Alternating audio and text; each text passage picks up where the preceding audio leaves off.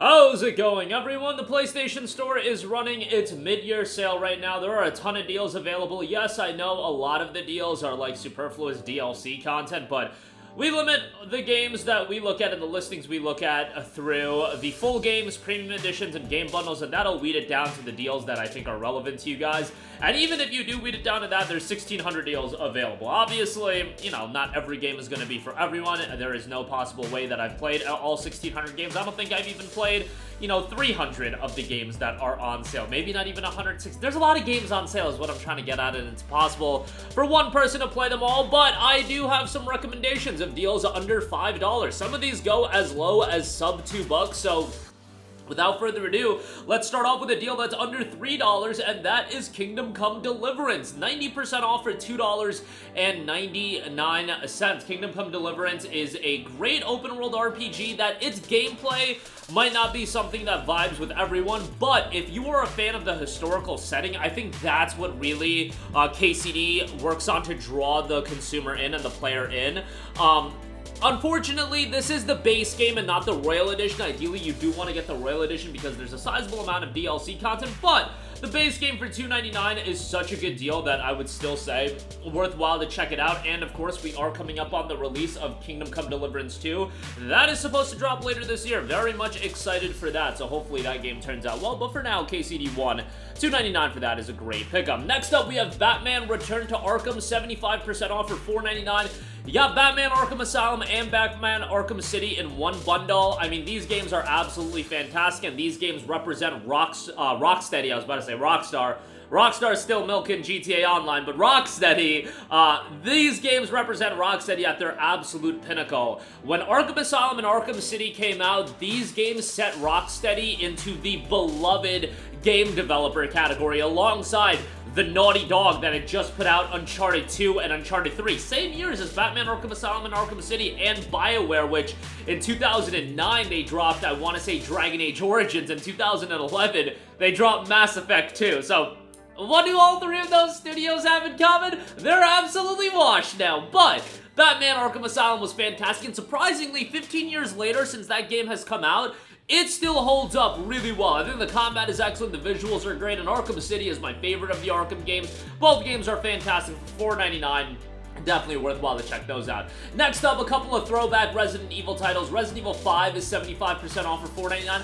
Also give a shout to OG RE4 for $4.99. I do think there's a little bit of charm in going back and playing the originals. Yes, the Resident Evil 4 remake is absolutely superb. It is tremendous. It is one of the best video games I've ever played. But back in 2005, Resident Evil 4 was one of the best video games I had ever played at that point in time. And, if you played it back in the day, I do think it pulls out some nostalgic heartstrings. So I'll just mention that as well. Resident Evil 5 obviously got a lot of pushback for having some of the worst AI of all time, but it's still an enjoyable game, and if you do have a friend to play with, I mean, even better. I'm sure they're gonna remake RE5 at some point, but it does look like Code Veronica is next, and Resident Evil 0 might be in the works as well, so the RE5 remake might be something that you're looking at, 2027 or something like that. So just keep that in mind.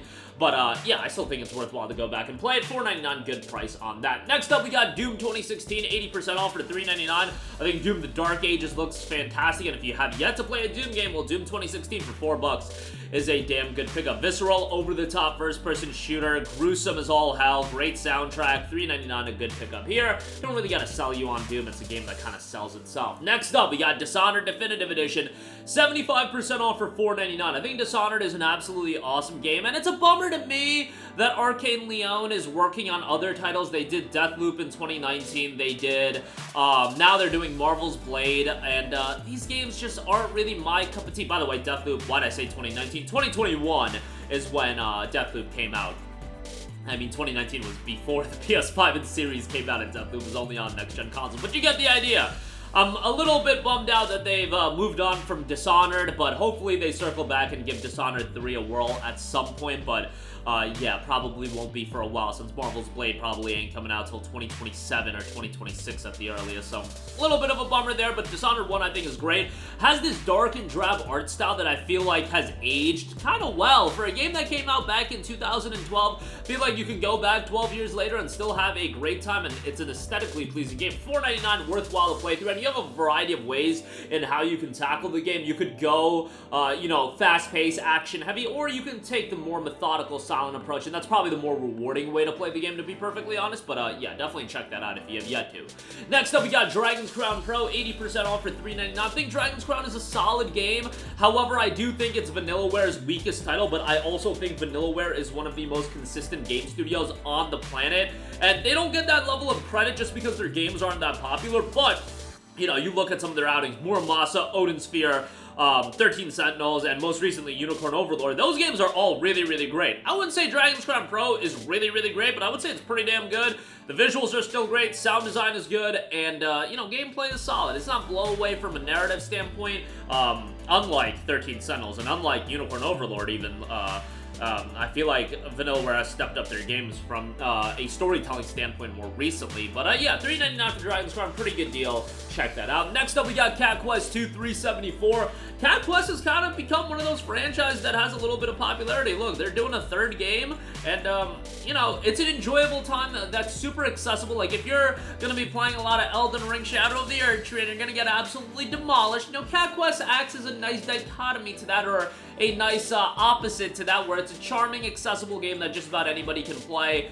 People seem to love their cat video games these days, so $3.74 for Cat Quest 2, think that's a pretty good deal. Next up, Just Cause 3 XXL Edition, 86% off for $4.19. Look, if you want a game that you could just mentally uncheck and just do crazy shenanigans in, Just Cause 3 is exactly that, an absolutely chaotic open world that is filled with nonsense and mayhem. Are you gonna get super emotionally invested into the story of one Rico Rodriguez? Probably not. Rico Rodriguez is probably one of the most generic video game characters of all time. However, he's kind of perfect for the kind of game that Just Cause is. Just over-the-top nonsense? Yeah, Just Cause 3's got a lot of that. The performance in this game was absolutely abysmal when this game came out, and it's still not great, but, you know, you're not getting into this game for super refined gameplay, and to be fair, the actual gameplay itself is a lot of fun. While I wouldn't say it has the greatest amount of polish in the world, it's so much fun, and Just Cause always kind of fills the void on that. Just Cause 4 was pretty good as well, especially after the Reloaded Edition came out, but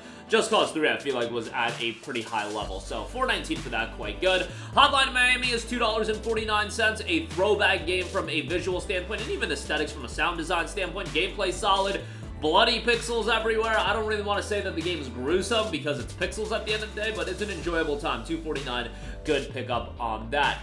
Next up, another game that's absolute nonsense. Agents of Mayhem is a $1.99. I mean, Agents of Mayhem is a game that certainly is not fantastic. It was done by Volition, which, RIP Volition, but, you know, if you want an open world that's absolute zany wackiness, unlike Just Cause 3, this takes the wackiness to almost an unbearable level, but, like, yo, it's still enjoyable to an extent. If you drop $50 or $60 on it, you got absolutely suckered out of your $50, $60, but for a $1.99, I think it's a totally fine pickup, and I would say give it a look if you want a nonsensical open world to get into. Next up, we got Axiom Verge, 75% off for $4.99. I picked this up right when it came out back in, I want to say it was 2015.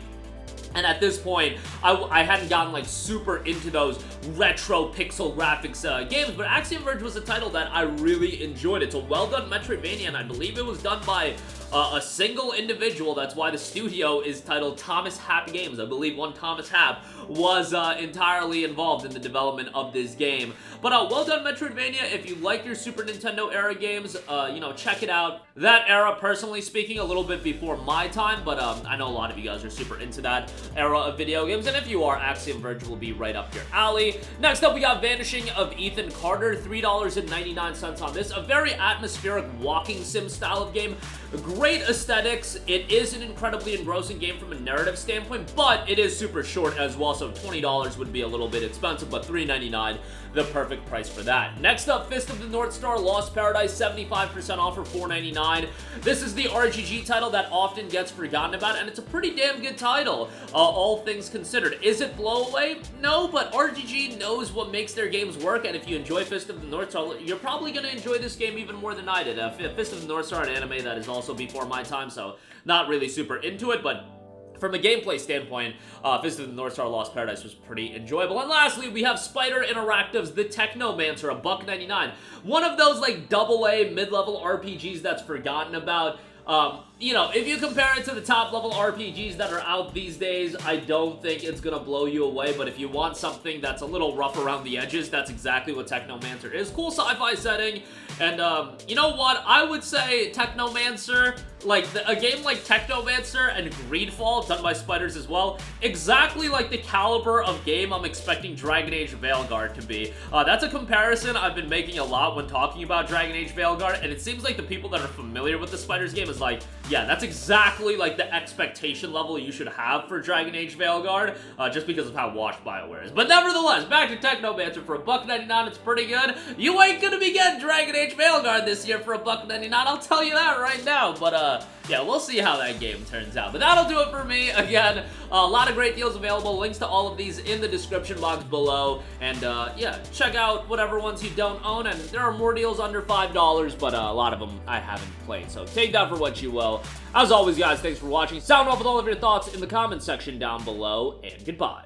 Hey guys, we hope you enjoyed the video, and if you did, make sure to hit the subscribe button, and if you're already subscribed, do us a favor and hit the bell icon. This way you'll be notified whenever we post a new video. That's the best way to keep up with all of our uploads, and we usually try to upload 2 videos a day. And with the bell icon hit, you'll be notified whenever we do upload a video. As always, thanks for watching.